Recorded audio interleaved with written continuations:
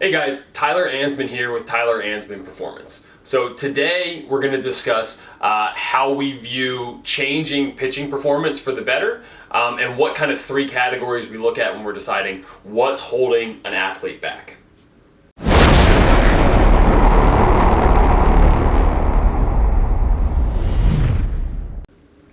Okay, so the first of our three basic categories is physiological. All right, so basically an athlete, when they don't throw hard enough, this is one of the first places we're going to look and we can most simply influence, generally speaking.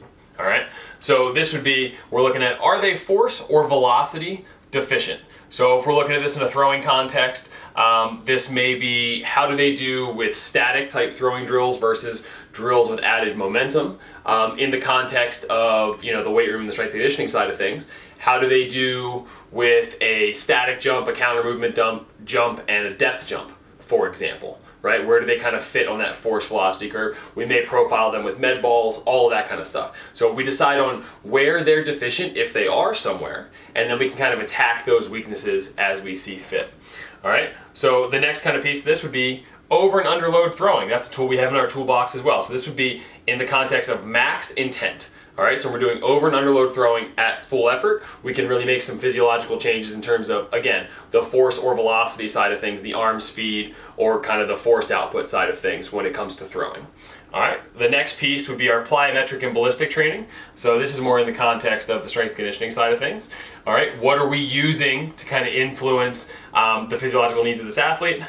The lifting side of things, and then mobility. So physiological is one of the first places we'll look because we can kind of most simply influence that before we move on to anything else. All right, and we'll see how that kind of changes the velocity limitations in terms of throwing that an athlete may have.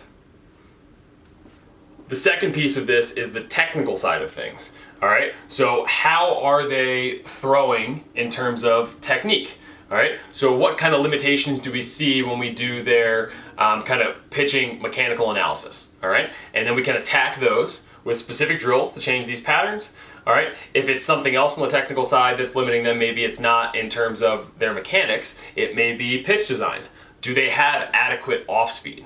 Are they utilizing their fastball well? All right, what does our spin rate and spin efficiency look like when we're talking about the pitch profile that we have? All right, and then we may have command training. Is command a limiting factor for these guys, right? We may have a guy who throws plenty hard enough, but everything else in his repertoire is poor, whether it's command, maybe even has great stuff and command just bad. So we kind of need to look at that as well.